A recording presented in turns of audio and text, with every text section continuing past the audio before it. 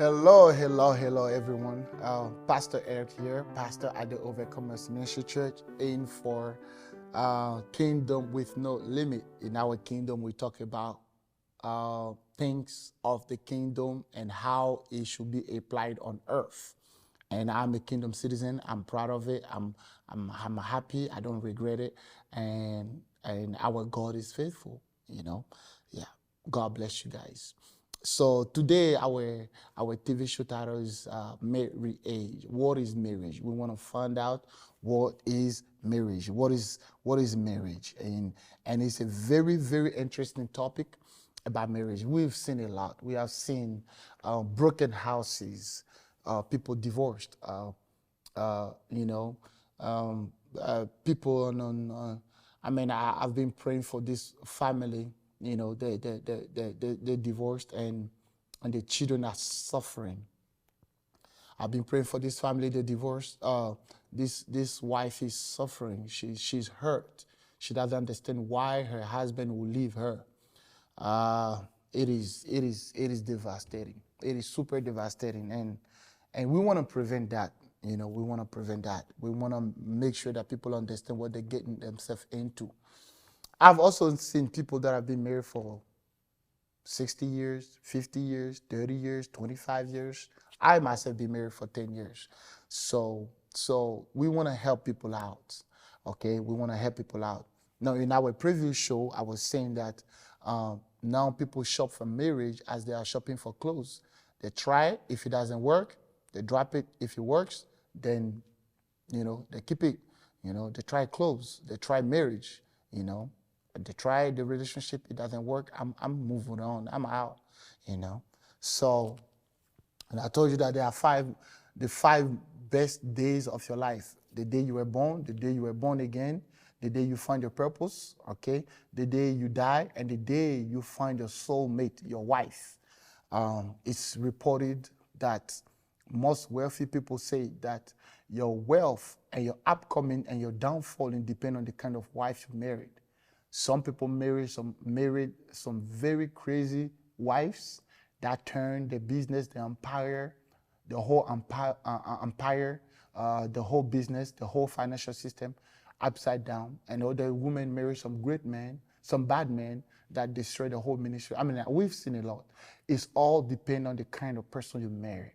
And I want to bring awareness to people to not rush. And try to not find a bogus reason to get married. Some people get married because of sex.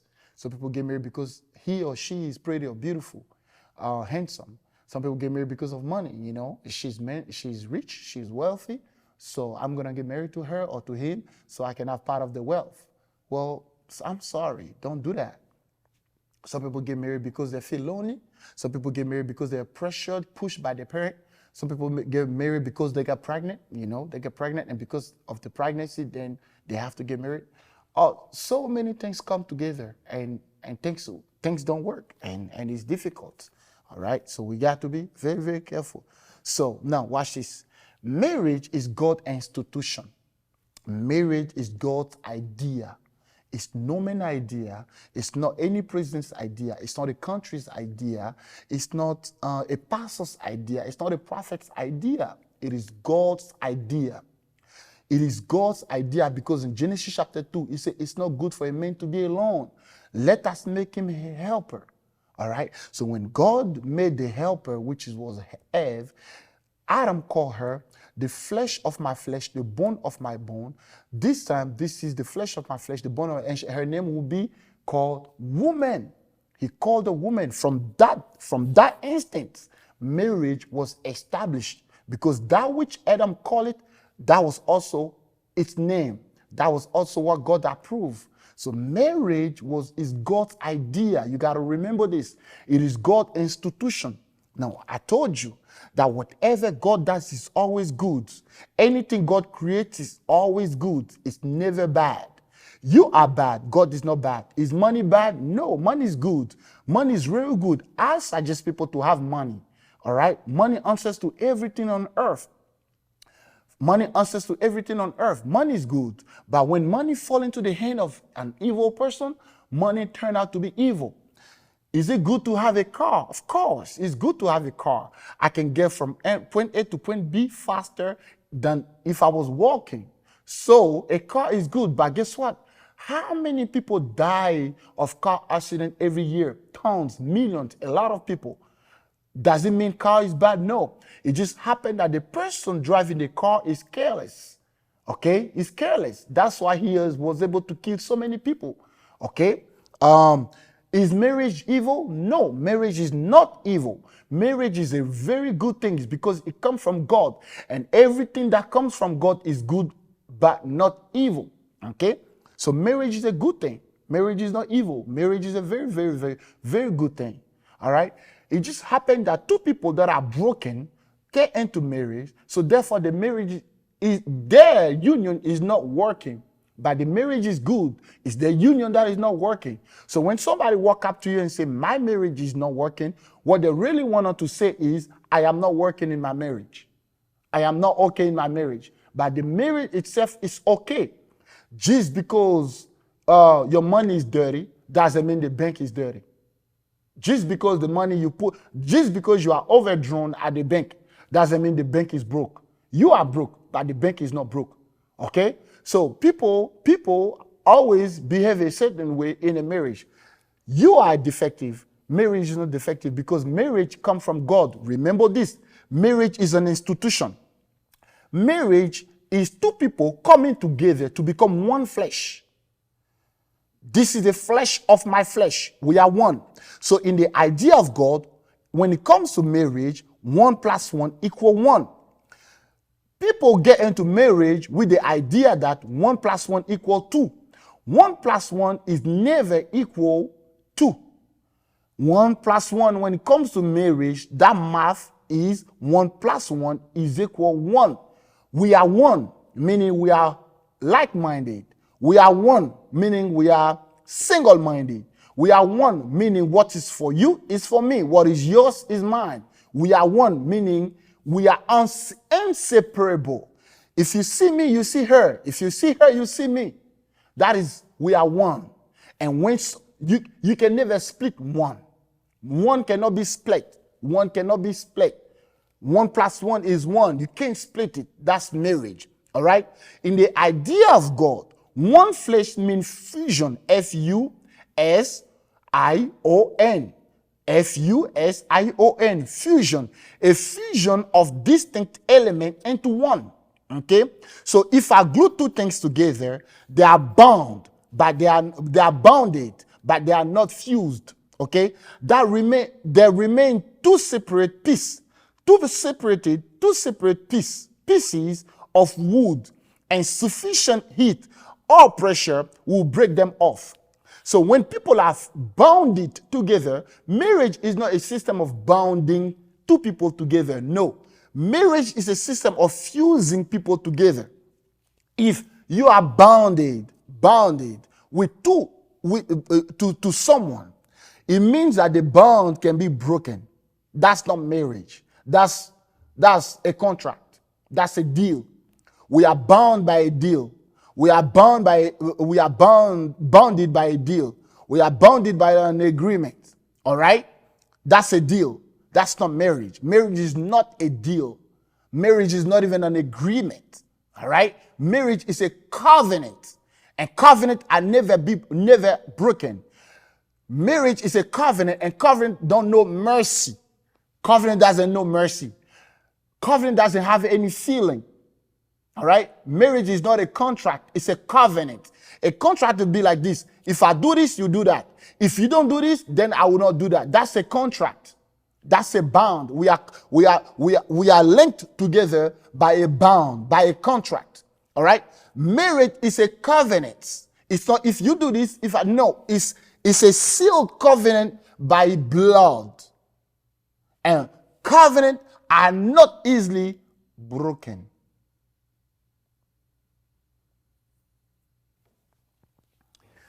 So now watch this. If two elements are bound together, they can be separated. It is a theory in chemistry.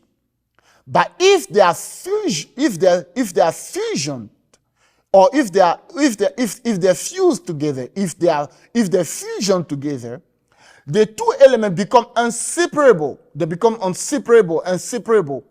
A force of sufficient magnitude may destroy them, but it can never disjoin them. So once we are fused together, a force of sufficient magnitude may destroy them, but it can never disjoin them. What does that mean? If we are bounded together, we can be separated. But if we are fused together, a force can come and crack us apart, but we cannot be separated. What does that mean? Let me explain. What it means is, this is me and this is my wife. We fuse together and we become one. Now, if someone comes with a hammer, right, and crack and smash this one up, this union up, we can be destroyed, but we are not separated. What does that mean? It means that once we are destroyed, my finger, my left thumb, can find itself into my right hand, and my pinky finger can find itself into my left hand. Okay? So we are destroyed, but we are not separated, because one part of this is found over here and one part of this is found over there. All right? So we can be joined back together, reconnected back together, but nobody can separate us whole. I'll tell you a story. Two young folks, two high school sweethearts in the 20s, 30s, they loved each other. They were crazy in love. But the family did not like the union. So the mother of the lady did not like the fact that the young man was poor and he wanted to marry their daughter. So they betrothed their daughter to another wealthy young boy into the same neighborhood. Now, this young man, her high school sweetheart, went to Vietnam War, went to World War I, and he came back. He got married to another wife, and they have children. So after 30 years of married to this one person, right, even though he didn't love her, he loved her, he never forgot about his first high school sweetheart. Now, after 30 years, his wife, they had children, and his wife died. This one, high school sweetheart, she also got married to the wealthy boy. They had children, and after many years, the boy died. I mean, she was wealthy, and this one dude from high school was, he came up in life. Now, once his wife died, he just sat there, and one day he was at home, and he had the brilliant idea to go on social media and Google her name. So he Googled her name, and then he found her. And then he DM'd her, direct messaged her. She replied. He asked her, "Do you remember so and so?" She said, "Yes." "Well, I am this so and so. Remember we were in high school?" And she said, "How can I forget about you? This is my direct number. Call me now." He was in New York. She was in Texas. I think many people can remember this story. He called her. The very next week, he booked the flight. He met her. "Are you still married?" "No, I was married. I had 5 children, and my husband died last year." "Well, me too. I was married. I had 3 girls, and my wife died of cancer 3 years ago. But I've never forgotten about you. Matter of fact, when I was in the army, I was writing you letters." "Oh, were you writing letters?" "Yes, I was. I wrote many letters, but you never replied to me back."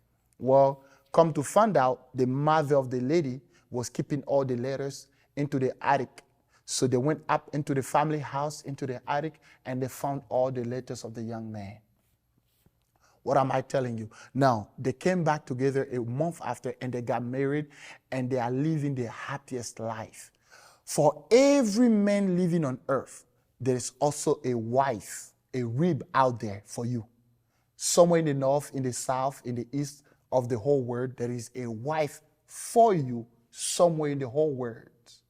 You got to find her into the presence of God, praying on God, that God bring her to you. For every woman, there is a man out there for you. For every man, there is a woman out there for you that God has prepared. You were all together in the invisible realm before your mama got pregnant with you, okay? You were somewhere in the invisible realm. God prepared your wife. The person with whom you are going to fulfill the purpose, your purpose on earth, your wife. Someone that is going to be your helper to help you become a greater person, fulfilling your destiny and your purpose on earth. And this is the reason of marriage. Amen. So now, marriage is a God-oriented institution that involves the joining of a man and a woman as one flesh in a lifelong relationship. Marriage is a God-oriented institution that involves the joining of a man and a woman as one flesh in a lifelong relationship. You got to always remember this, okay? Now, marriage is a gem. Marriage is a gem. Now, I'll explain. How then should we define marriage? If marriage is not primary for sex or procreation or for money or all this, how then should we define marriage? What is it then? Okay? We can find the answer in our Bible, because the Bible is truly amazing. Any question we are asking to ourselves, the answer is into the Bible. The basic Greek word for marriage, okay, is gameo. Gameo.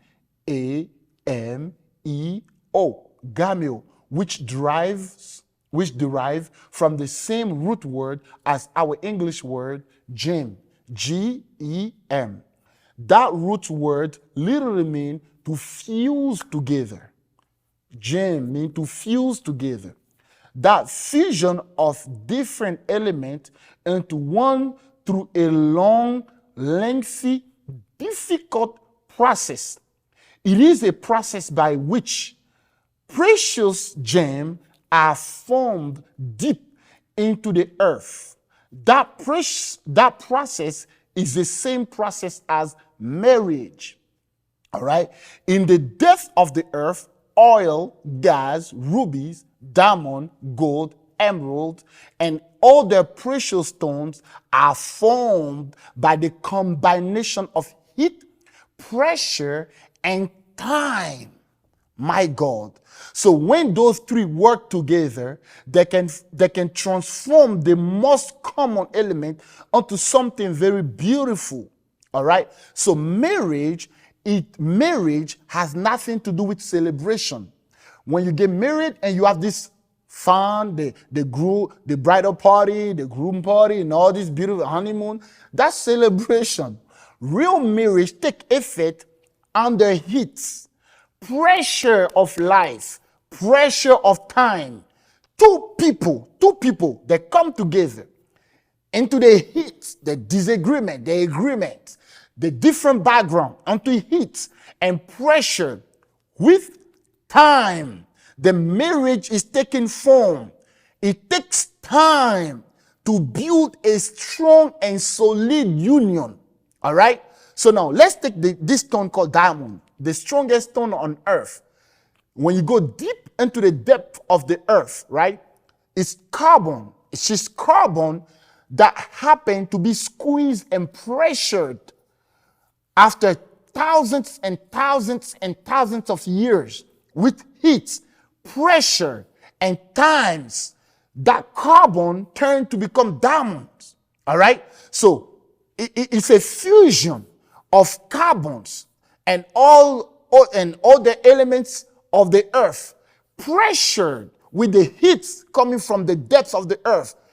With time, thousands of years, then it comes out as the most precious stones. So marriage is not a matter of one single day, one single year, or 2-3 years. No, it takes time for two people of two different backgrounds, two different education, two different foundation, two different roots, two different mindset, two different spirit, two different experiences, and two different trauma to come together and become one flesh. So if you are going to get into marriage thinking that if it doesn't work, I'm going to run, then you didn't understand it. Because it takes time to build something solid. Nothing starts big, everything starts small. And it takes time after so many mistakes, so many trials and errors, so many lows and highs, so many difficulties. Oh my Lord, so much difficulties, so much a problem. All kind of issues, money issues, family issues, childbearing issues, financial issues, all kind of issues together. And as we solve it together, then we grow stronger and the marriage takes shape. A wise man told me, if you stay 2 years in marriage, you have passed the first stage. The 5th year, if you make it to your 5th year, you have passed the second stage. If you make it to the 11th year, you have passed the 3rd stage. If you make it to the 20th year, you have passed the 4th stage. That means there are stages in marriage. For two people to become one, it doesn't happen overnight. So don't be rushing into this thing to run into it like, oh, if it doesn't work out, I'm going to leave. No, don't leave. It takes time. And I'll tell you what, nobody changed overnight. I don't change because my wife told me to change. I changed because I decided to change. And you cannot change anybody.